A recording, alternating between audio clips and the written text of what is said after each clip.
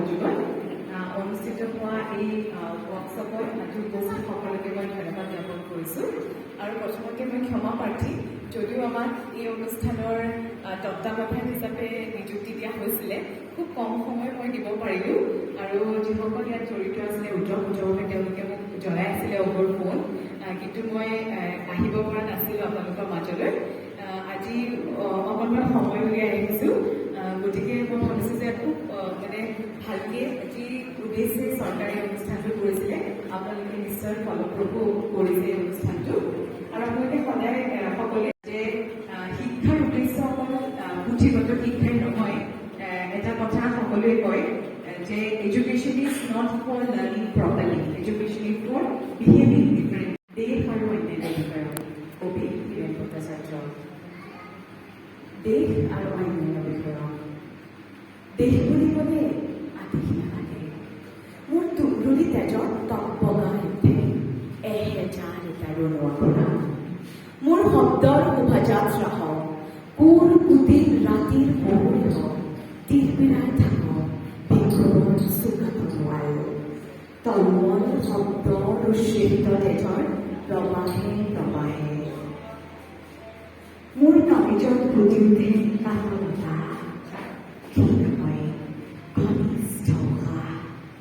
গভীৰত বৰ অস্বস্তি, বৰ অস্থিৰতা, সতৰ্ক বহুৰি বতাহ, হঠাৎ কৌতুহলী হৈ পানীত যিদৰে নচুৱাই মাছ, মোৰ চৌকাশে উদ্যম মৃত্যু, মৃত্যুৰ কৌশলী হাত, অথবা মৃত্যুজিত প্ৰতিভাৰ আশ্বাদিত আভাস। ধন্যবাদ।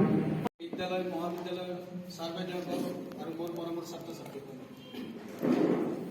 অসম চৰকাৰৰ 10 দিনীয়া কৰ্মশালাটোত আমাক সহায় কৰিছিল সমল ব্যক্তি হিচাপে মাননীয় অৱনী বৰাদেৱ, বিশিষ্ট আবৃত্তিকাৰ, আকাশবাণী গুৱাহাটী কেন্দ্ৰৰ, শ্ৰদ্ধাৰ অনুপজ্যোতি চৌধুৰী ছাৰ, ডক্টৰ অৰূপজ্যোতি কলিতা, অনুজ কলিতা, অমীয় কুমাৰ দাস, নীলোৎপল কুমাৰ, সংগীতা কলিতা আৰু তৃপ্তিময়ী তালুকদাৰ বাইদেউ।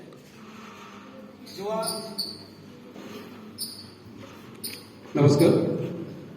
যোৱা 10 দিন ধৰি তেওঁলোকে যি ধৰণে আমাৰ ছাত্ৰ ছাত্ৰীসকলক তেওঁলোকৰ বুদ্ধিমত্তাৰে, তেওঁলোকৰ অভিজ্ঞ জ্ঞানেৰে যি তৰ্ক আৰু আবৃত্তিৰ শিক্ষাদান কৰিছে, সঁচাকৈয়ে আমি অভিভূত হৈছোঁ। আৰু এইখিনিতে আপোনালোকক উল্লেখ কৰোঁ যে যোৱাকালি আমাৰ অনুপজ্যোতি চৌধুৰী ছাৰ আহিছিলে। আপোনালোকে গমে পায় যে প্ৰয়াত আমাৰ আটাইৰে শ্ৰদ্ধাৰ অসমৰ লক্ষ্য দশধৰীৰ কনিষ্ঠ পুত্ৰ, তেওঁক স্বীকাৰ কৰি কৈছে যে গুৱাহাটীতো কৰ্মশালা হয়, কিন্তু ইয়াত যিটো ছিষ্টেমত কৰিছে বা ইয়াত ল'ৰা ছোৱালীখিনিৰ যিখিনি প্ৰতিভা তেওঁক দেখি বাৰুকৈ অভিভূত হৈ গৈছে। গতিকে তাৰ কাৰণে আমি অলপ গৌৰৱ অনুভৱ কৰিছোঁ যে আমাৰ অঞ্চলৰ ল'ৰা ছোৱালীখিনিক আমি কিবা এটা সমল যোগাব পাৰিছোঁ। গতিকে এইখিনি আমাৰ কাৰণে ভাল হ'ব। গতিকে এই গোটেই অনুষ্ঠানটোত বিশেষকৈ আমাৰ উদীয়মান আবৃত্তিকাৰ নীলোৎপল কুমাৰ আছে, তেওঁক যথেষ্টখিনি আমাক সহায় কৰিছে। সংগীতা কলিতা আহিছেনে? সংগীতা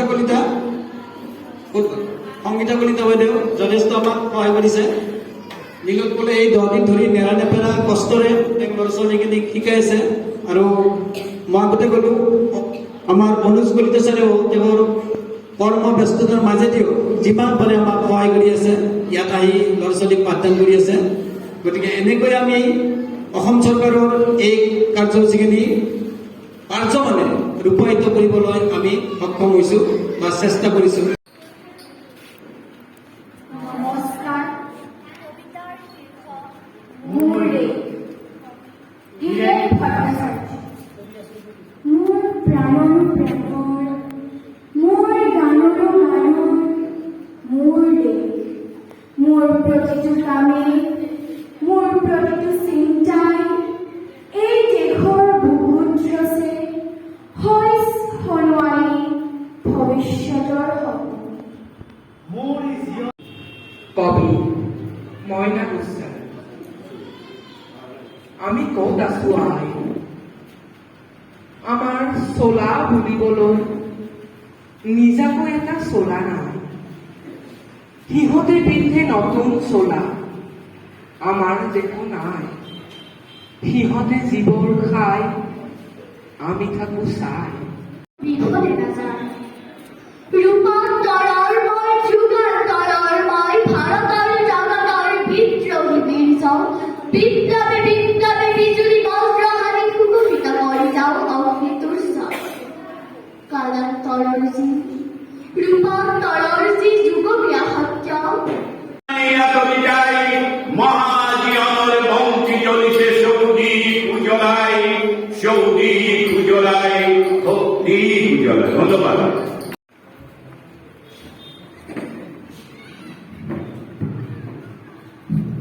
নমস্কাৰ।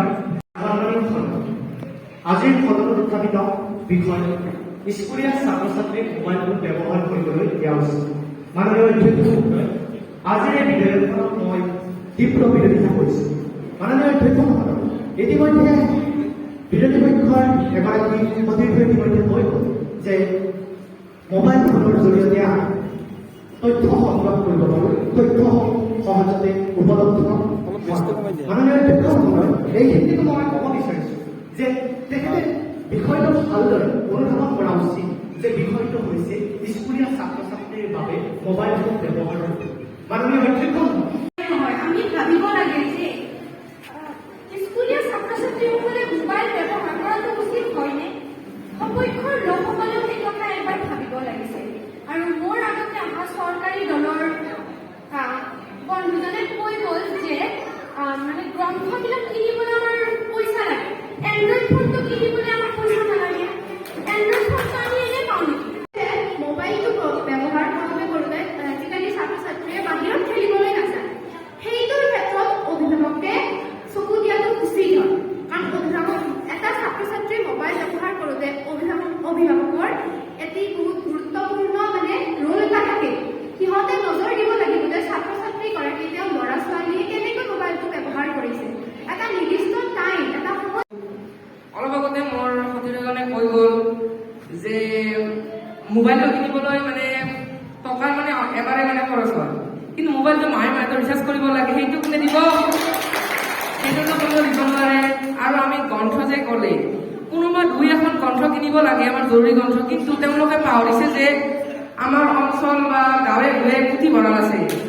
পুথিভঁৰালবিলাকৰ তাৰমানে তেওঁলোকে ভাবিছে নেকি যে মানে ল'ৰা ছোৱালীবিলাকে নাযাব? মই তীব্ৰ বিৰোধিতা কৰোঁ। কিয়নো আমি সকলোৱে জানো, বিপক্ষ সপক্ষ সকলোৱে জানে যে শিক্ষা হৈছে জাতিৰ মেৰুদণ্ড, দেশৰ ভৱিষ্যত। কোঠাৰী আয়োগ অনুসৰি কোৱা হৈছে যে প্ৰতিটো শ্ৰেণী কথাতে লুকাই আছে ভাৰতবৰ্ষৰ ভৱিষ্যত। তাক সকলোৱে গুৰুত্ব দিয়াটো অনিবাৰ্য। If you are coming down through the narrows of the river Kyang, please let me know beforehand, and I will come out to meet you.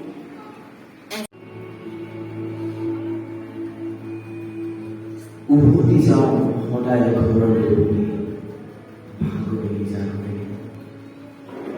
আজিলৈকে বুজি নাপালো কাম কৰিবলৈ যি আছো নে জীয়াই থাকিবলৈ কাম কৰিছো। ল'ৰাকে একাধিকবাৰ সোধা হৈছিল এটি প্ৰশ্ন, ডাঙৰ হৈ কি হ'ব? উত্তৰত আজি পালো, আকৌ সৰু ল'ৰা হ'ব খোজো। বন্ধুৰ পৰা বিচ্ছেদৰ পাছত বাস্তৱত দেখিলো সঁচাই সেয়া উৎপতীয়া আছে, কিন্তু তাৰ পৰা যে আনন্দৰ লহৰ আহিছিল। ভৰ্তি পকেটেৰে পৃথিৱী দেখিলো, শূন্য পকেটেৰে আপোনজন।